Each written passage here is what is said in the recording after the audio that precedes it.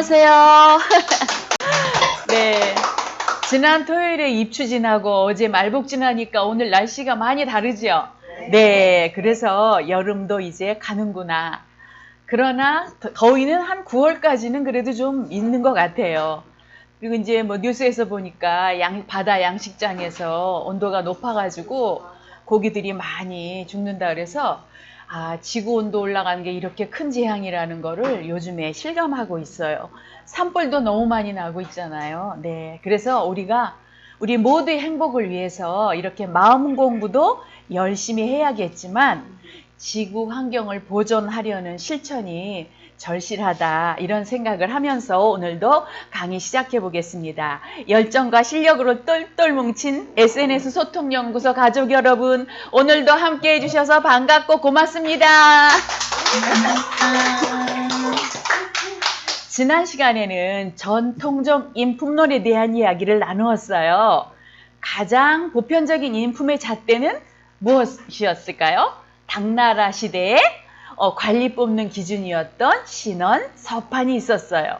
우리나라에서는 신원, 서판과 함께 해탈, 자비, 자제의 인품을 갖춘다면 훌륭한 사람이라고 손꼽아 주었지요. 무슨 일이 일어나도 그냥 크게 웃어 넘길 줄 알고 또 우주적인 자유도 누리고 따뜻하게 다른 사람을 안아주고 도와줄 줄 알고 그리고 자기 할 일은 말하지 않아도 척척 해내는 사람. 그러면서 옛날에 우리는 선비정신도 강조를 했었죠. 그리고 부모에게 뭐 할 줄 아는 사람? 효도할 줄 아는 사람.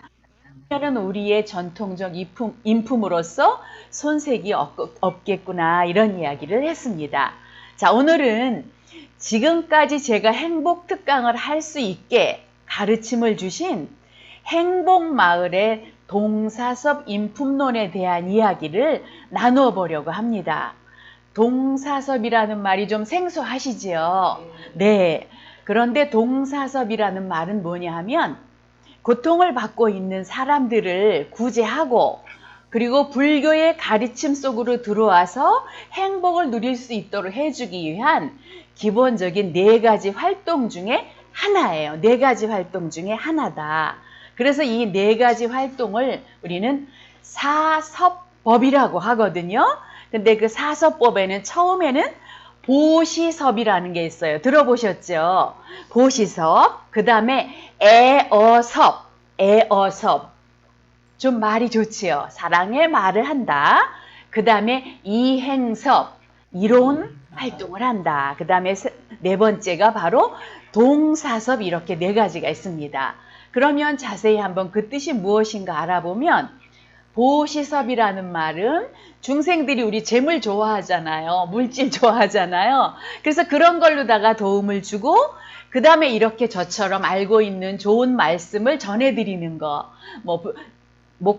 교회에서 설교하시는 거, 성당에서 신부님이 말씀하시는 거, 그리고 이제 스님께서 말씀하신 이런 좋은 말씀, 이런 거를 제공해 가지고 긍정적인 마음을 이끌어내는 거예요. 그래 가지고 우리를 불도에 이르게 한다. 그럼 불교의 가르침 속에 들어오게 한다. 아니면 다른 말로 하면 행복에 이르도록 돕는다. 보시섭은 그거고요.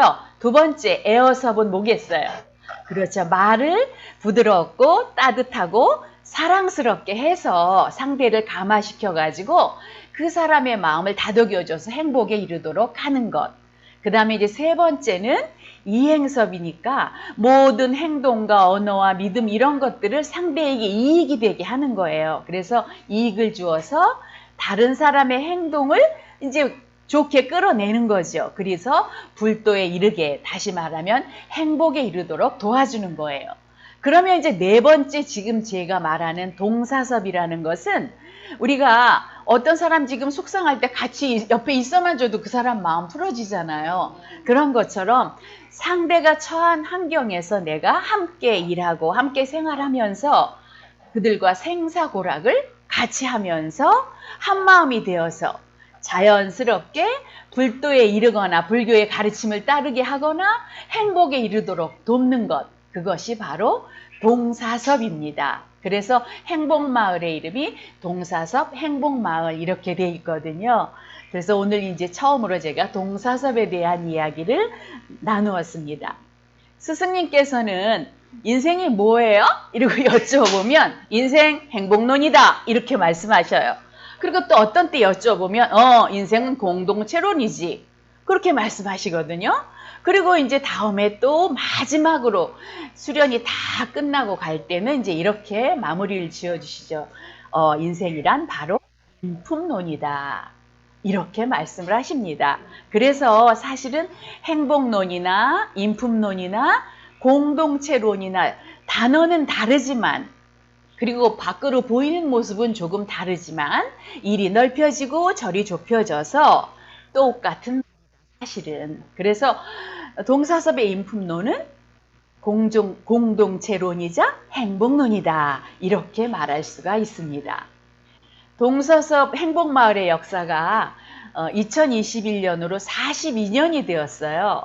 그래서 42년 된 영성 공동체로서 세상 사람들에게 가르침을 전하면서 행복한 삶을 살아갈 수 있도록 하고 또 동사섭이 가지고 있는 사상을 내면화시켜가지고 행복한 공동체를 실현해 나가도록 한다. 이것이 가장 큰 목표이지요. 이러한 동사섭이 지향하는 인품론은 바로 한참 전에 제가 강의 드린 삶의 5대 원리입니다.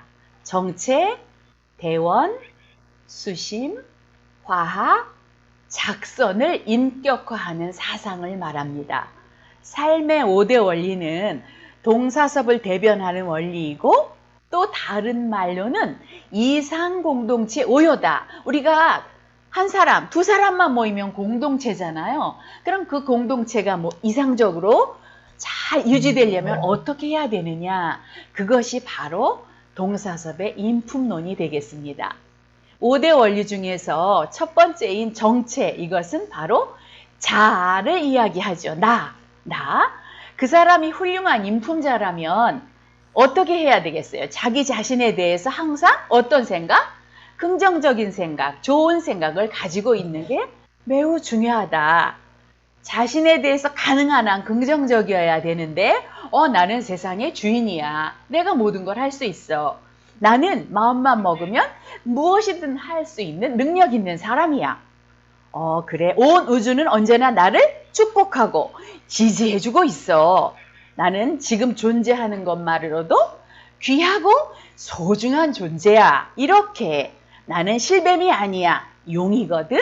이렇게 자신에 대해서 자존감, 자신감이 넘쳐야 된다. 이게 바로 정체의 원리입니다.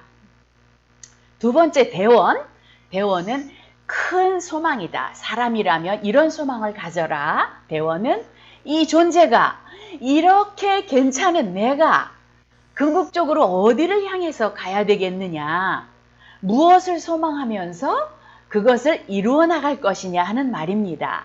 그 사람이 훌륭한 인품자라면 그 사람이 인생에서 꾸준히 이루어 나가야 할 방향은 뭐겠어요?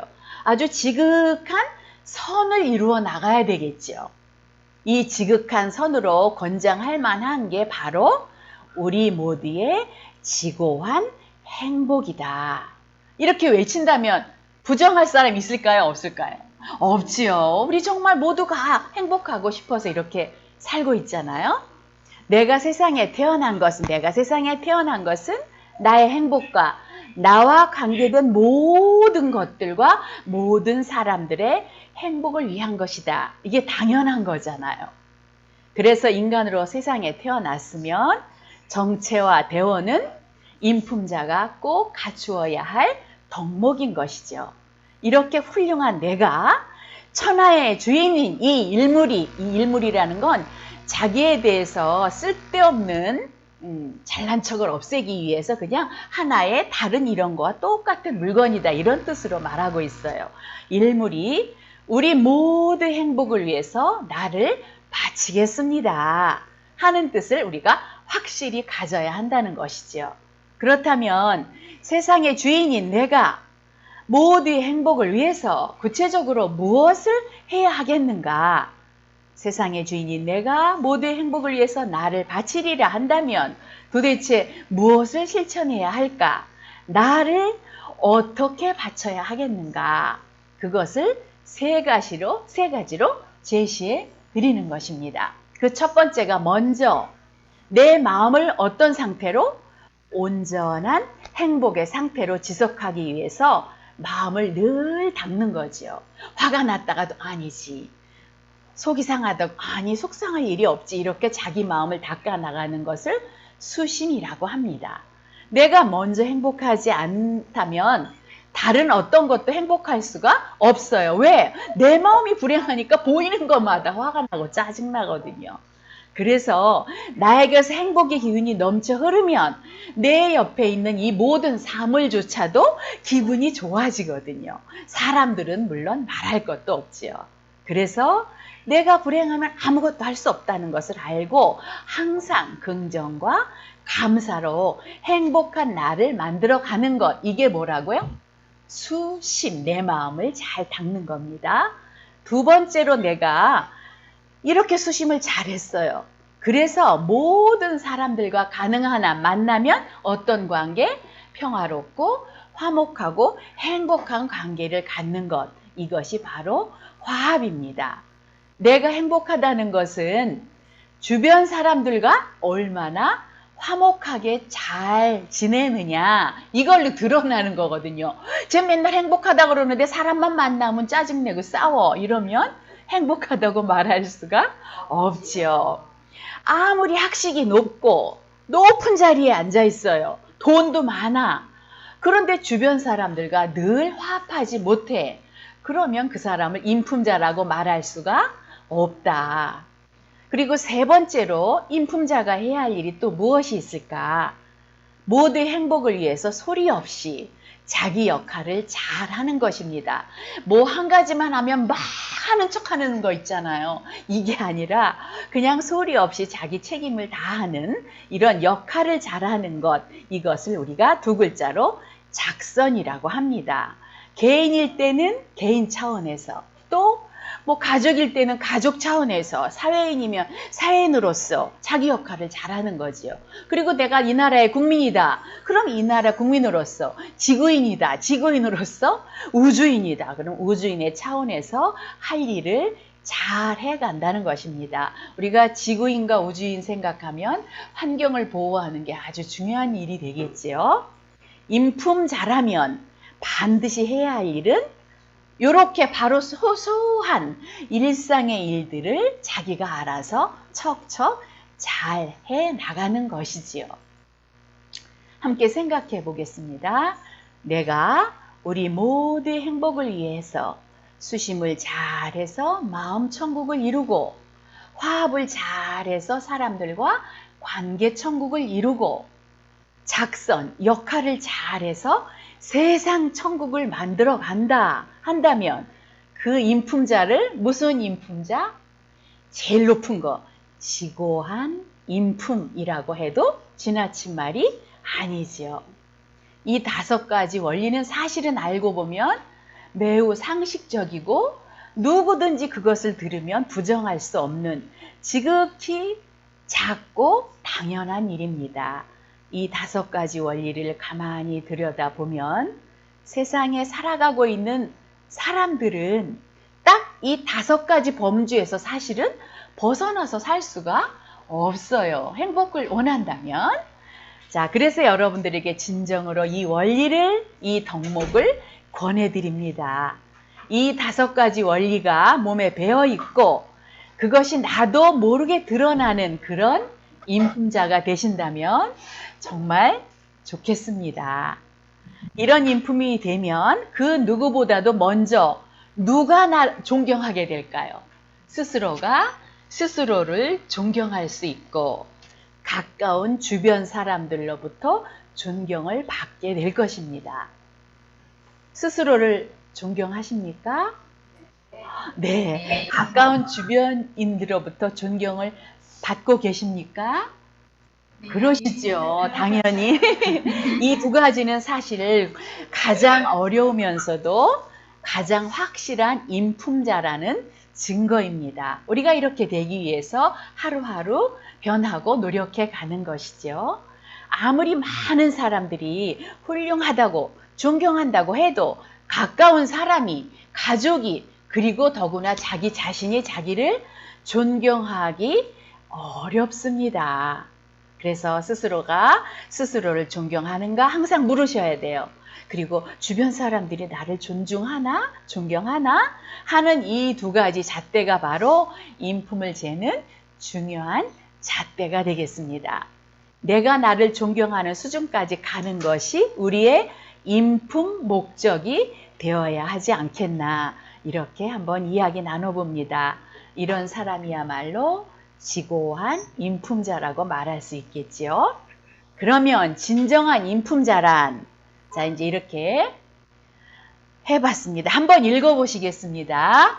세상의 주인이여 무아인 이 일물이 우리 모두의 행복 해탈과 맑고 밝은 상생 기운을 위하여 나의 전 존재, 전 에너지를 기하여 전하오니 무량한 복덕이 향상 되소서 하고 발언하는 진정한 인품자가 되시기 바랍니다.